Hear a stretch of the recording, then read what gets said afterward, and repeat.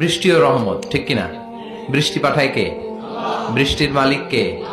বিশ্বনবী আকাশে মেঘ দেখলে বলতেন আল্লাহুম্মা সাইয়্যিবান নাফিআন, হে আল্লাহ তুমি ভালো বৃষ্টি দাও।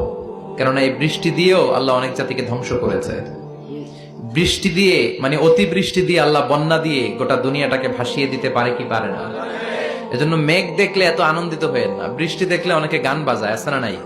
এই বৃষ্টি ভেজা রাতে তুমি চলে যেও না, গান গায় না?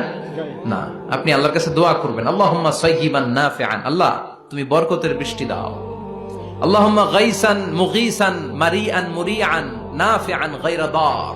বিষ্ণুই পড়তেন আল্লাহ এই বৃষ্টিটা যেন উপকারী হয়, এই বৃষ্টি থেকে যেন ঘাস লতা পাতা কিছু পায়, এই বৃষ্টিটা যেন আমাদের জন্য বরকতময় হয়, যেন কল্যাণময় হয়, কোনো ক্ষতির কারণ যেন না হয়, তুমি কবুল করো। আবার বেশি বৃষ্টি হলে বিষ্ণুনবী দোয়া করতেন আল্লাহুম্মা হাওয়ালাইনা ওয়ালা আলাইনা, আল্লাহ আমাদের এলাকায় আর বৃষ্টি দিও না, আমাদের চারিপাশে দাও। এই দোয়াগুলো পড়ার দরকার আছে না নাই? আল্লাহ যা বৃষ্টি দিবে এটা যেন আমাদের কল্যাণ হয়, আমরা পড়ি আমিন।